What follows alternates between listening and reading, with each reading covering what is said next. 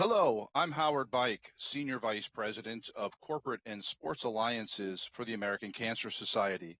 Welcome to Society Talk, hosted by Gary Reedy, CEO of the American Cancer Society.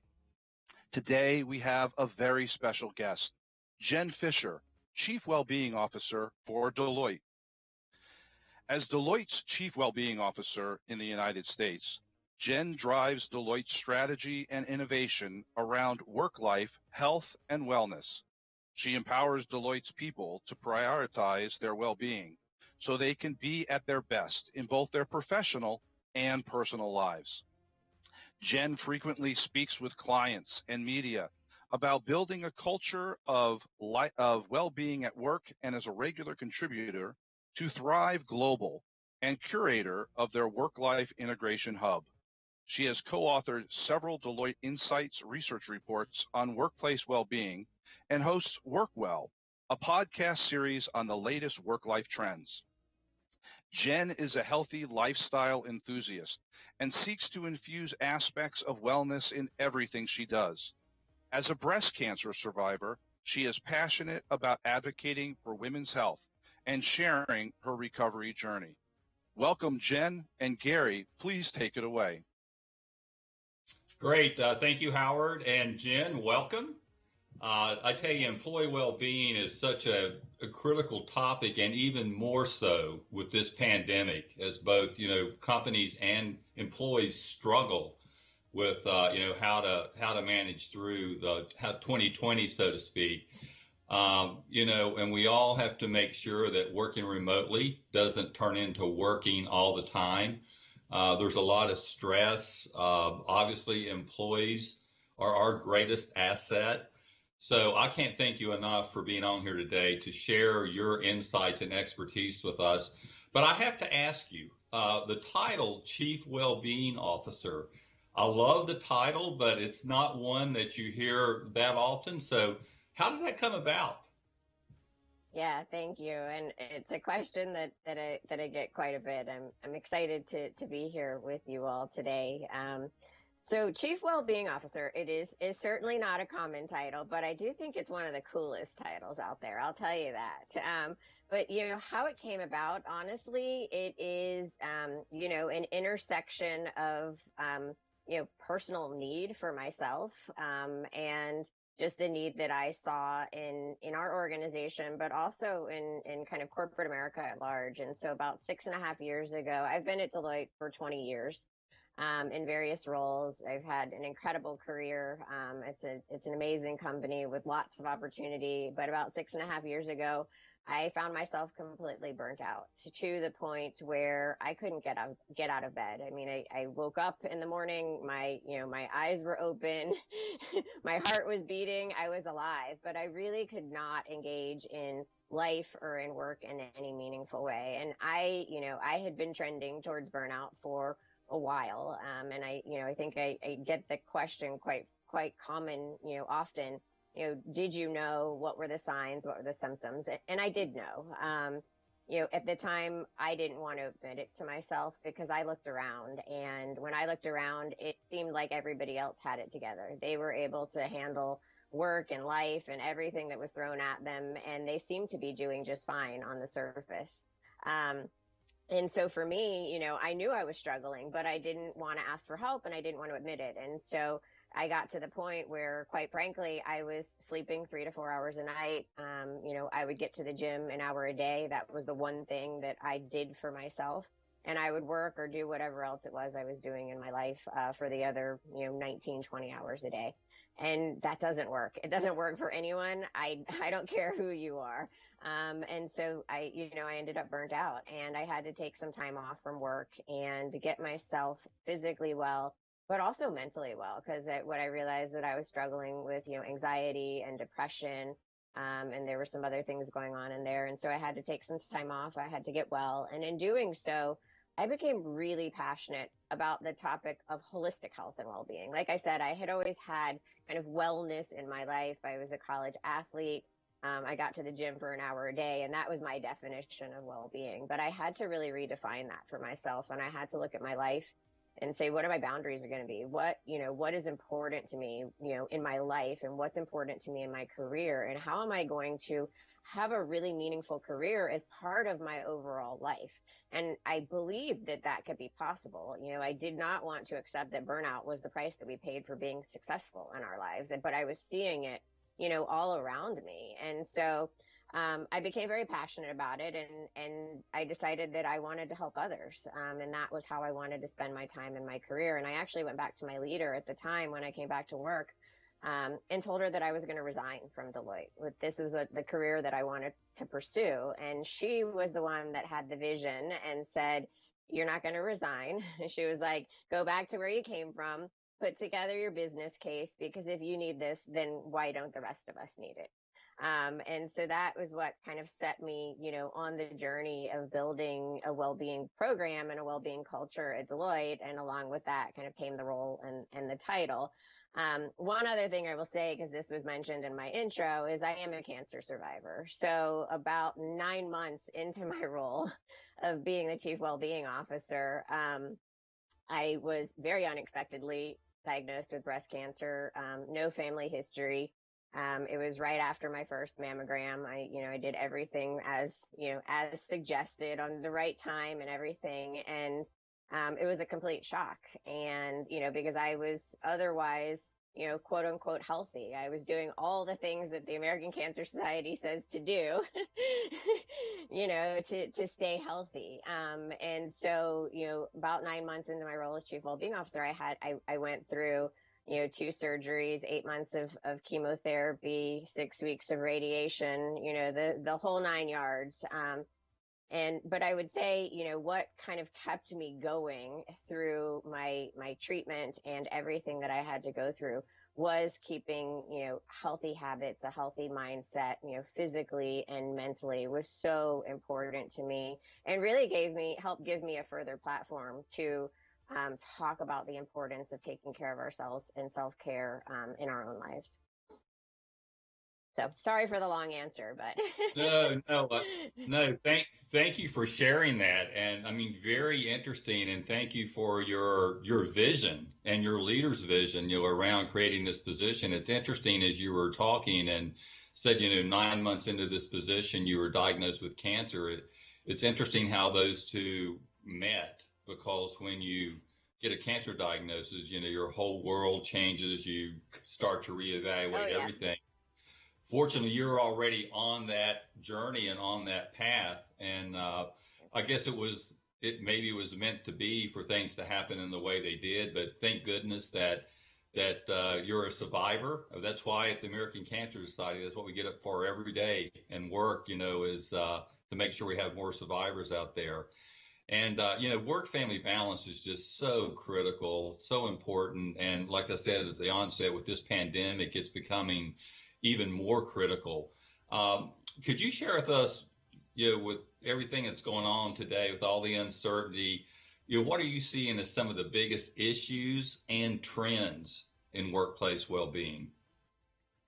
Yeah, absolutely. So, perhaps in terms of trends, I struggle a little bit calling it a silver lining, but perhaps, there is a bit of a silver lining coming out of this pandemic when it comes to employee and workforce well-being, because I do think that leaders across all organizations are recognizing the need for, to really move beyond just, kind of basic health and safety, and investing more and spending more time and energy in building a resilient workforce. And in order to build a resilient workforce, you can build resiliency in the moment, like when you get diagnosed with cancer.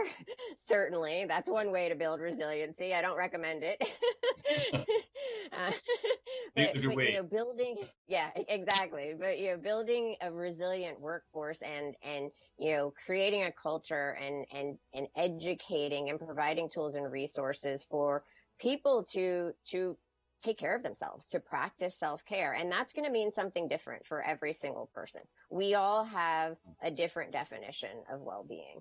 But whatever that is that allows you to show up and to continue to show up and be at your best, to continue to take care of your physical and your mental health. I do think that, unfortunately, we are seeing an increase in issues related to mental health. I think there isn't a person, walking the globe right now that hasn't felt, this pandemic, right? I mean, we are all experiencing impacts to our mental health, the prolonged nature, the uncertainty, the isolation for many of us.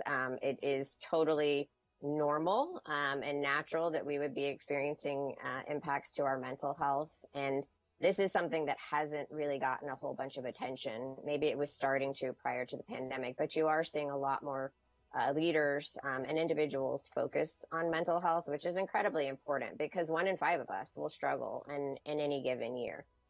That's a lot of people, and that means it's somebody that you know. That doesn't mean that we will all end up with a mental illness, but if you're someone that lives with a mental illness, I mean, I'm here to say that you can live a thriving life.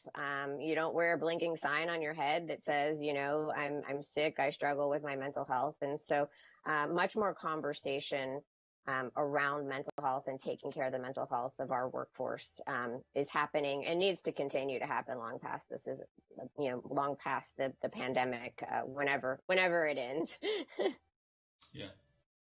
No, I tell you, Jen, and I'm kind of like you. You hate to talk about silver linings, especially when you think about the impact this pandemic has had on all of us. But in the mental health aspect, I do hope that mental health issues become less stigmatized, and that that more people are open about their mental health. Because I totally agree with you. I think all of us have had struggles along the way, with this pandemic and being remote and not being able to interact and everything. So perhaps there are some silver linings, but in that regard, what can companies do to help staff prioritize their own well-being? And especially in this time when I think all of us feel like that we're being asked to do more. And it's really hard. It's even harder to separate, personal time from work time because of the virtual work environment. So, as companies, what can we do to help staff, prioritize their own well-being? And what are some of the high impact and low budget ways that employers can positively impact their employee well-being?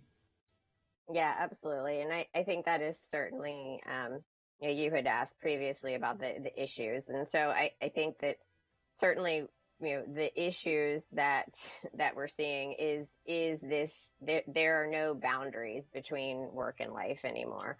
I talk about it as work-life integration, as opposed to balance, but even now work and life are not integrated. They are kind of sitting on top of each other in the same room all day, every day. And I also think that, for those of us that have the ability to work remotely, because there are people that aren't working remotely, and there's a whole other set of issues that come with that in terms of, fear and anxiety and just staying, physically healthy and safe from the virus and being in contact with others. But, for those of us that are working remotely, I think we are or have the ability to work remotely. We're also using work as a bit of a coping mechanism, because many of the things that we used to do with our time when we weren't working are still not available to us. And so it's really, easy and kind of comforting, because we want to focus naturally as humans. We want to focus on the things that we can control, and work always feels like something we can control, whether that's true or not.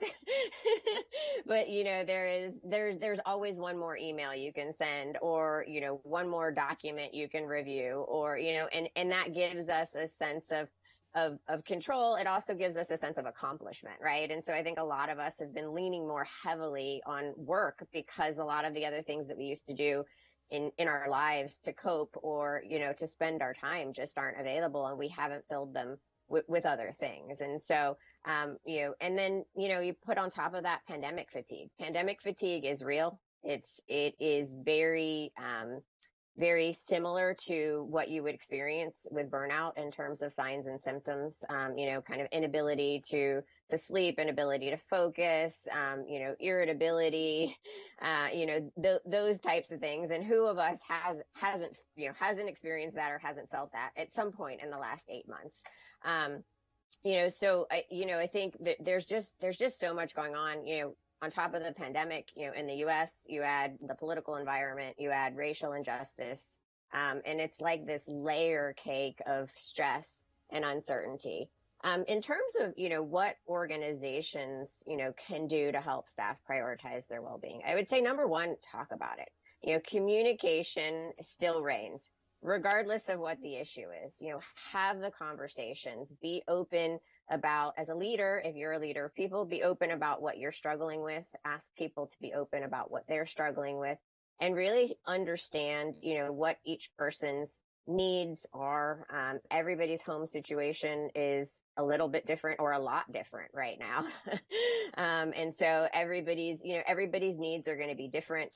Their schedules are potentially going to need to be different. And we also need to think about how we can get our work done differently, right? I think we, in a lot of ways, we are still, even though everything is virtual, we're still working in many of the same ways that we used to. And I think that that's part of the fatigue, is that, what we don't realize that's missing is when we were working together in person and we would go from meeting to meeting to meeting, we would, number one, interact with other human beings like face to face, and video doesn't compensate for that. But there were the moments before meetings or after meetings where you would have these serendipitous interactions that would kind of bring light and bring joy.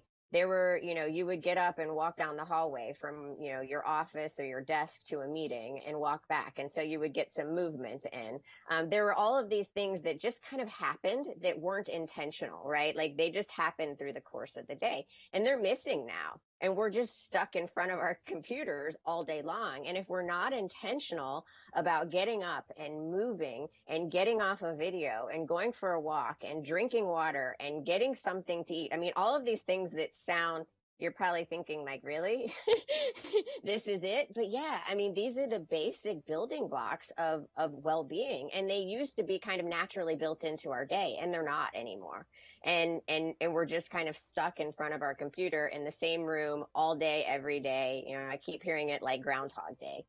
So, so long way of saying, I mean, have the discussion as leaders, put yourself out there, be vulnerable, talk about what you're struggling with. And I think the more human that you can be, the more permission you give to others to ask for what they need and to be open for, with what they need. I think as teams, a lot of this comes down to, the people that impact our well-being the most, we know, are the people that we work with most closely with day in, day out. And so really it's your close team that you're interacting with on a daily basis. Worry about so many of our staff who have children at home, and they're trying to do their jobs, they're trying to help their children with remote learning.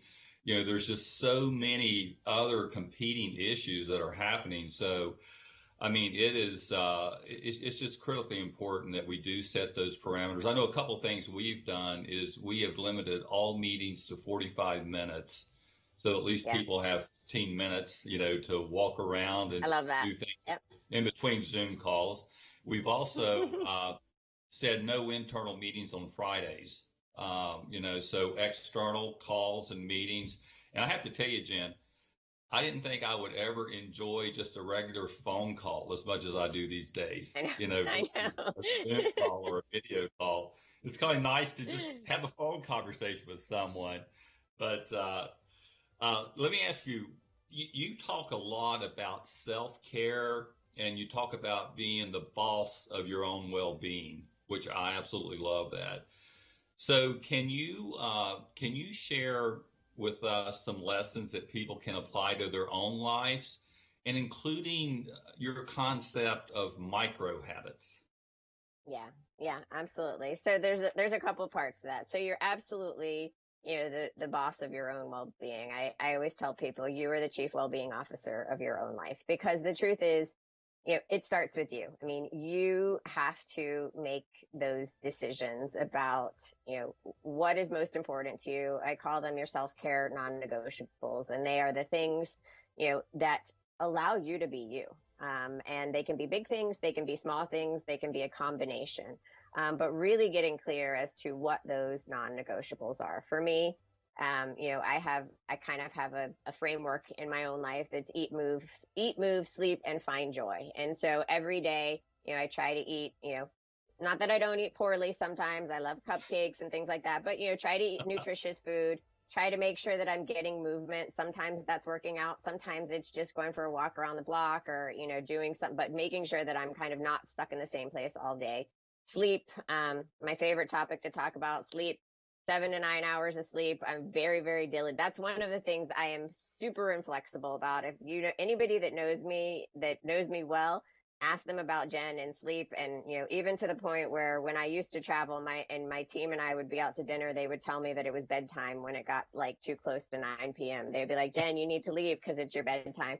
And then finding joy, especially right now, moments of joy throughout your day are just really, really important because our emotions are, and this is kind of a terrible word to use right now, but our emotions truly are kind of the most contagious thing. We all know what it's like to be around somebody that just drains your energy, or on the flip side, a leader or a friend or somebody that that just every time you're around them, they lift you up, right? Because energy and emotions are contagious. And so, I think figuring out what that looks like for you is the most important thing. And then, having the fortitude to stick to it.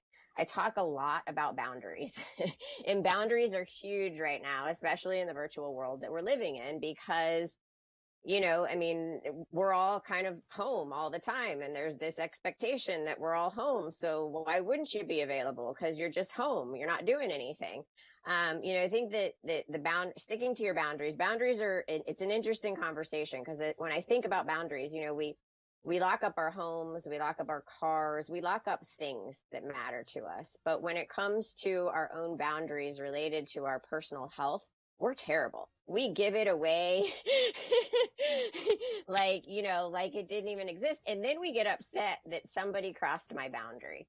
Well, most of the time when somebody crosses your boundary, it's not because they're a bad person or they were trying to cross your boundary. Number one, they either don't know because you haven't communicated to them. And number two, you let them. You didn't say, hey, no, I'm not available, or hey, no, I have something else going on, or whatever it is that you want to say. Can we find another time? And I will tell you, when you do that, 95% of the time, you can find another time. The person didn't schedule time or didn't do something intentionally. And so I think sticking to, understanding what your non-negotiables are, sticking to your boundaries, communicating those boundaries. A lot of times when you communicate your boundaries, it's great because people will hold you accountable.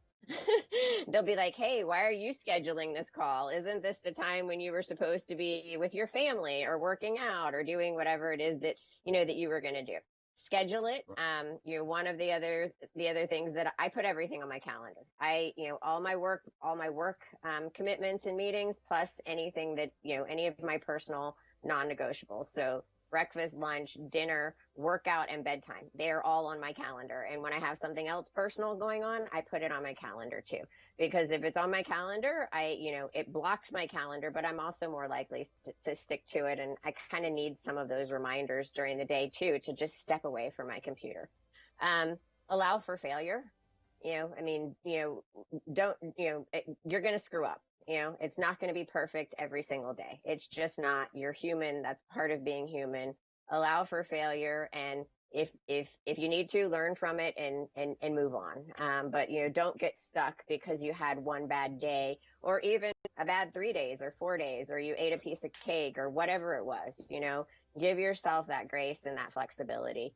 And if there's things that aren't working for you, revisit them regularly and change them. And then, like I said, finding ways to find joy, but also gratitude. I think gratitude is so important. There's so much research on the power of gratitude. And so thanking others, creating a gratitude list for yourself. The great thing about thanking others is that When you thank others, you get the benefit and so do they. So it's kind of like, why wouldn't you, why wouldn't you show gratitude towards other people? And it's something, again, it's free. It's accessible to all of us all the time. And it really does lift your mood and, all kinds of great, feel good chemicals go on inside of you when you're being grateful. Yeah. Well, I tell you, great input there. I love the idea of creating and committing to boundaries. I think we can all learn from that. Listen, I could go on and on and on, but unfortunately, we only have about 3 or 4 more minutes left. So I do want to turn it back to Howard so that folks who are tuning in can get some of their questions answered. So Howard, I'm going to kick it back to you. And if we have time. If we have time, I know I didn't cover micro habits, so I'm happy to answer that one if we have time. Okay. Yeah.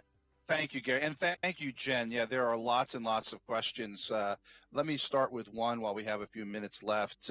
One of the questions that came over LinkedIn was, how do you start the conversation with leadership at an organization that doesn't buy into the concept of work-life balance, well-being, and flexibility? What advice and guidance do you give? Yeah, it's a great question.